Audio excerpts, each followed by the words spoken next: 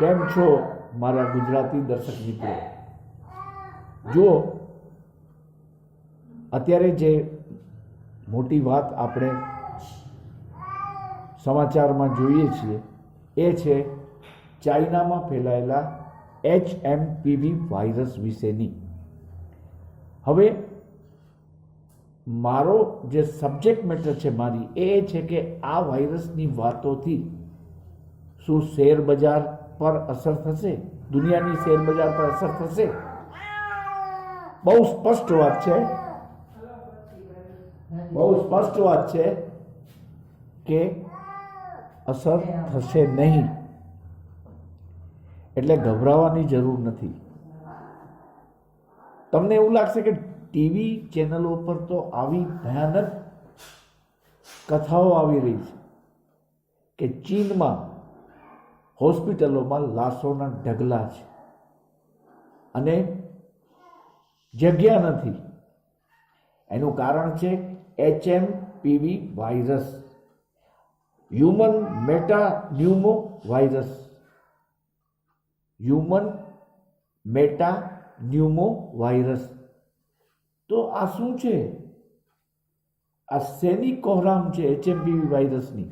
બધાને એવું લાગે છે કે સોમવારે શેર બજાર ધડામ થઈ જવાનું છે, કારણ કે આ તો COVID-19 જેવી બીમારી પાછી આવે છે, લોકડાઉન લાગશે. અરે પણ સાચી વાત એ છે કે નેધરલેન્ડમાં આ વાયરસ 2001માં શોધાયો હતો અને છેલ્લા 7 વર્ષથી તે અહીં મોજૂદ છે. એટલે જેને આપણે હર્ડ ઇમ્યુનિટી તરીકે ઓળખીએ છીએ, હર્ડ ઇમ્યુનિટી એ પૂરેપૂરી વિકસિત થઈ ચૂકી છે. એટલે લોકડાઉનની કોઈ નોબત આવે એવું લાગતું નથી. સરકારે માર્ગદર્શિકા બહાર પાડી છે એ વાત સાચી છે, પણ એ તો આંતરરાષ્ટ્રીય પ્રોટોકોલનો એક ભાગ છે. રોગચાળો આ પેન્ડેમિક નહીં જાહેર થાય ક્યારે પણ. એટલે માર્કેટ સોમવારે તૂટશે એવી જે વાતો છે એના પર વિચાર કરવા આપણે આ વિડીયો અપલોડ કરી રહ્યા છીએ. જુઓ, એક વસ્તુ સમજી લો કે પેનિક ટ્રિગર ન્યૂઝ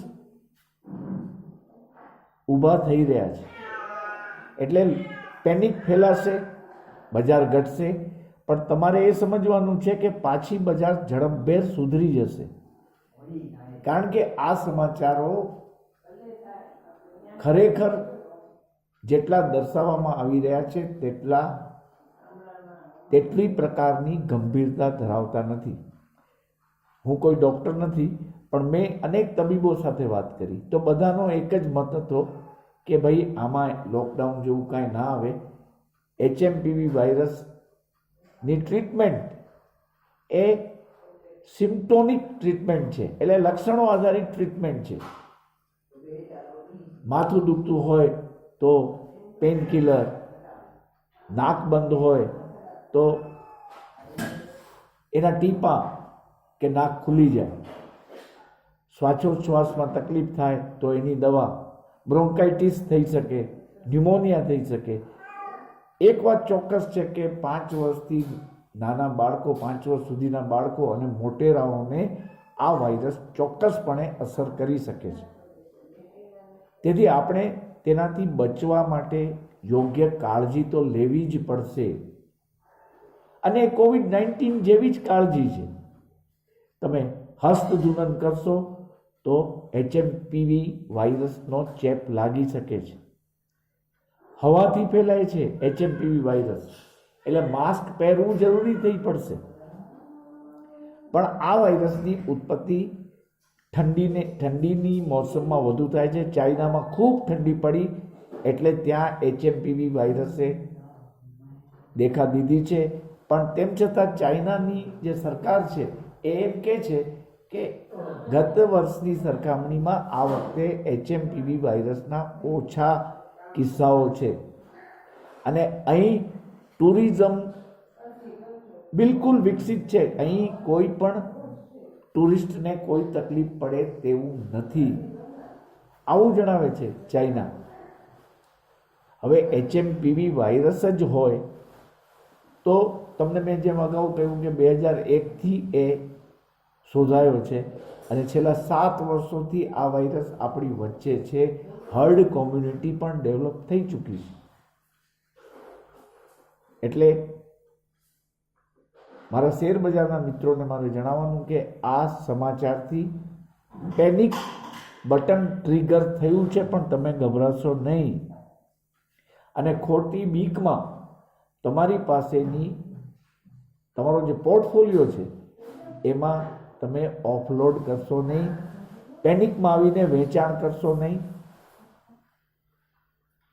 એવું થઈ શકે છે કારણ કે ઓપરેટરો લાગ જોઈને બેઠા છે. બાકી જુઓ, ચાઇનામાં HMPV વાયરસના આગમનની વાતો છેલ્લા 3 દિવસથી આપણે મીડિયામાં જોઈએ છીએ, પણ તો શુક્રવારે અમેરિકાનું બજાર શા માટે ખૂબ સારી રીતે વધ્યું? ડાઉ જોન્સ અને નાસ્ડેકમાં શા માટે વધારો થયો? એટલે માત્ર તમને એ વાતથી અવગત કરાવવા કે HMPV વાયરસના નામે ડરીને માર્કેટ ધડામ થઈ જશે એવું માની ન લેતા, બલકે માર્કેટ સરપ્રાઈઝ આપીને વધી પણ શકે છે. એટલે પ્લીઝ માત્ર આ વાતથી તમને ચેતવવા જ મેં આ વિડીયો અપલોડ કર્યો છે. મને આશા છે કે તમને ઉપયોગી થશે. વાયરસના નામે હવે ખૂબ ન્યૂઝ કવરેજ તમને જોવા મળશે. મોટાભાગની ટીવી ચેનલોએ માત્ર વ્યૂઝ મેળવવા, કદાચ શક્ય છે કે COVID-19ના ફાઇલ શોટ ઉમેરીને કે ફાઇલ વિડીયો ઉમેરીને આ પ્રકારની એક શૃંખલા અત્યારે રજૂ થઈ રહી છે. તેથી તેનાથી ભય પામવાની જરૂર નથી.